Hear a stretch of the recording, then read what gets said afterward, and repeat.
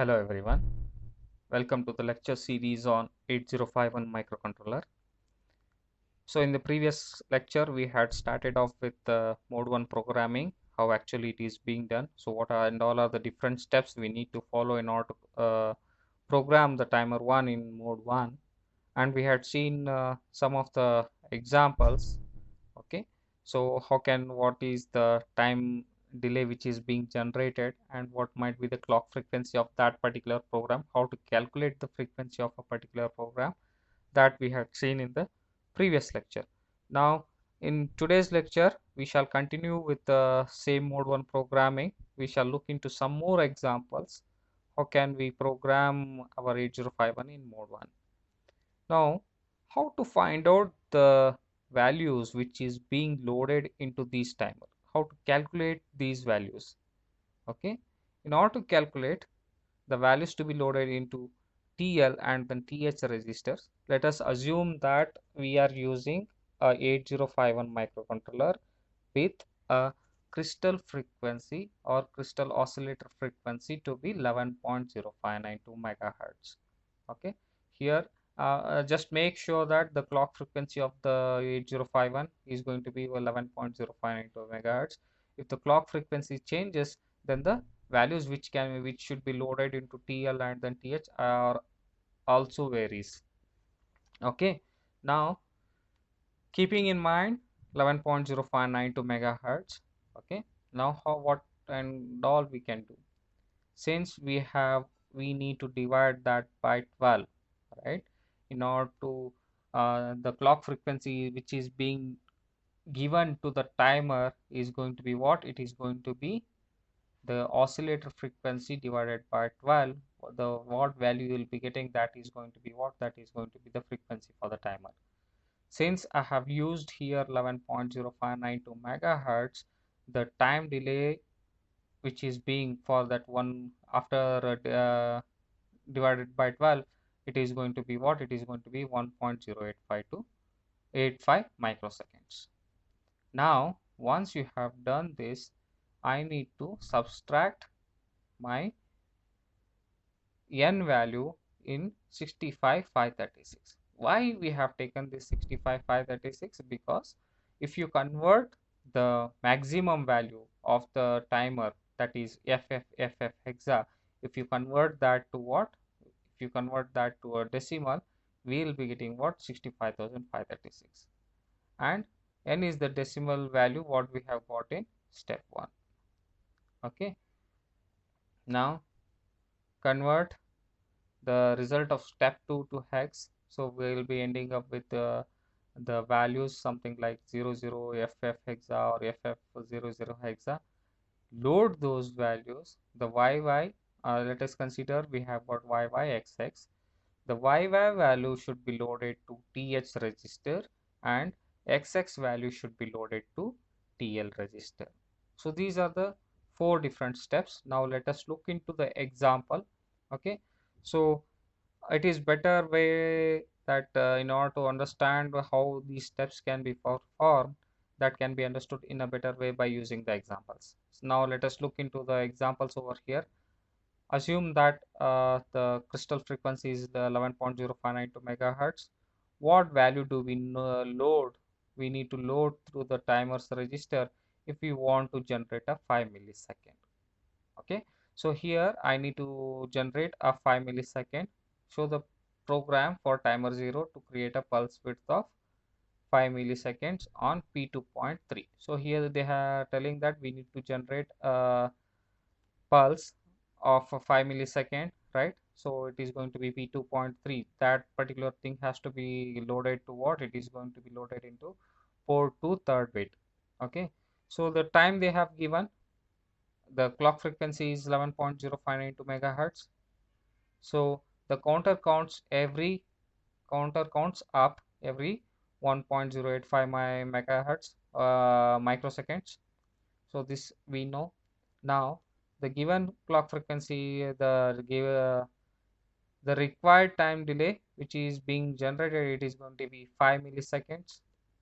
Okay, so if I divide that 5 milliseconds with 1.085, so I need how many number of clocks? that is going to be 4608 clocks. Now this 4608 I'll be subtracting by with what? With 65,536. So if you subtract 65,536 minus 4608, you will be getting some decimal value. Here we have given directly the hexadecimal value. Okay, so this is the value which is being loaded into TL and then TH. So EE should be loaded to TH and then O00 should be loaded to TL, right?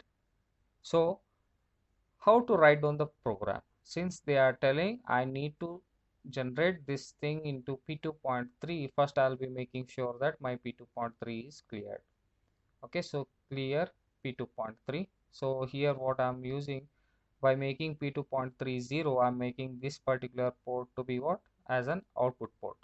Okay, now since I need to use timer mode, timer 0, so I'll be I'll be using the instruction move tmod comma hash 01 hexa.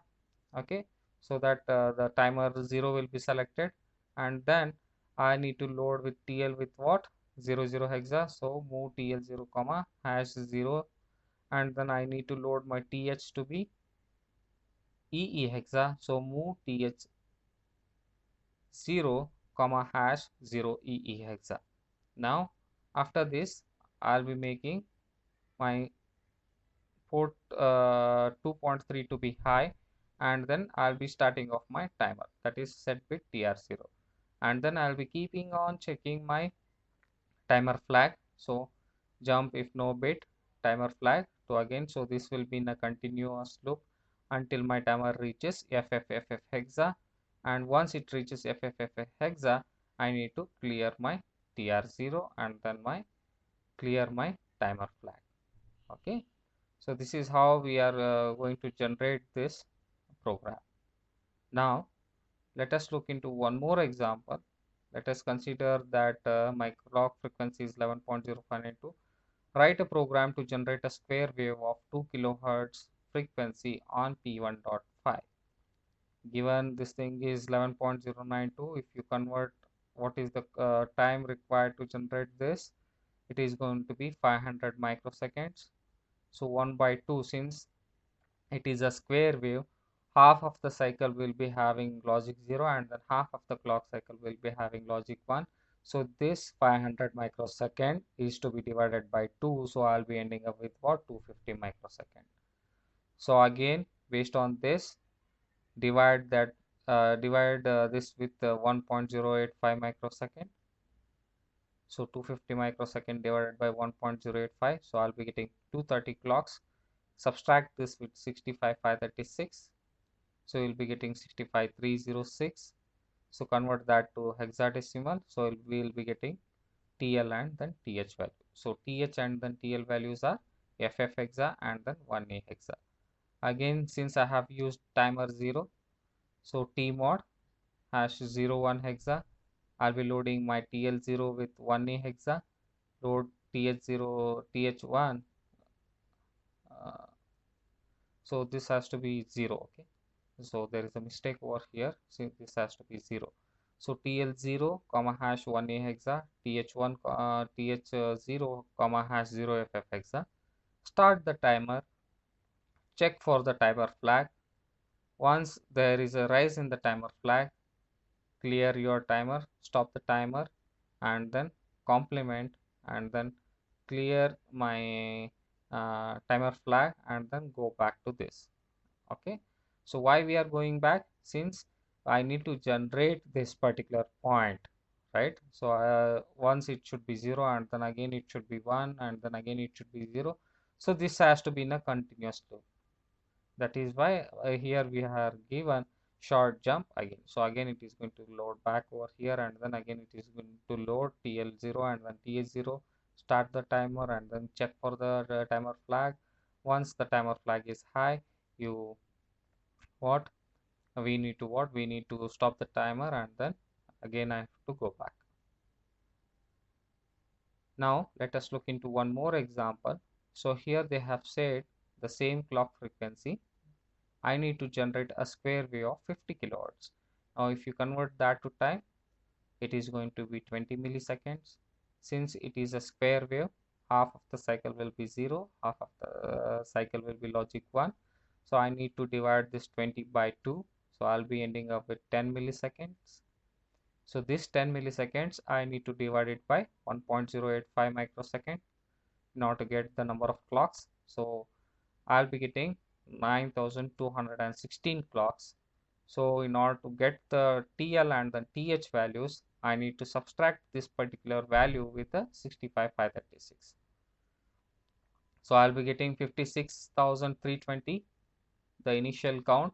So if you convert that to hexadecimal, I'll be getting my TH to be DC and then my TL to be 00.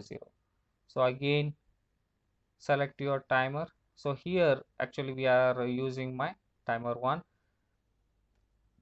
Since we are using timer 1, I'll be loading my tmod with 10 hexa and then load the TL values, TL1 to be hash 00 and the TH value, so TH1 to be 0 DC hexa, and then start your timer by using set bit and then keep on checking your timer flag, and if it is high, then stop the timer by using clear TR0 and then complement your this thing. So here actually there is a mistake over here.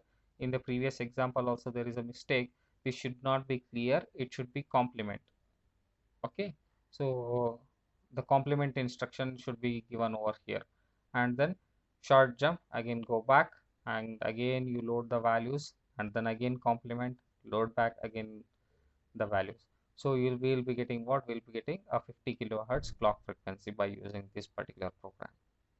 Okay, so these are all different types of examples what we can observe using a timer mode in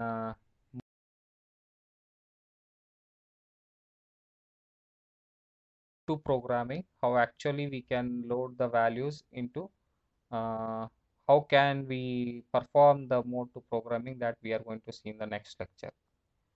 Thank you.